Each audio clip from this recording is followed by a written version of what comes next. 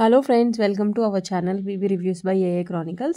Big Boss Season 8 and Week 15. Week 15 వచ్చేసాం కదా ఫినాలీకి. So అందరు ఏవీస్ అయితే హౌస్లో కంప్లీట్ అయిపోయాయి. ఫస్ట్ గౌతమ్ ఏవీ వేశారు.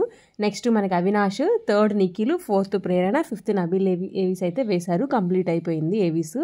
మనం ఇంకా YouTube polls and Instagram polls, website polls చూసుకుంటే అన్నిట్లోనూ నిఖిలే టాప్లో ఉన్నాడు. తర్వాత గౌతమ్ ఉన్నాడు.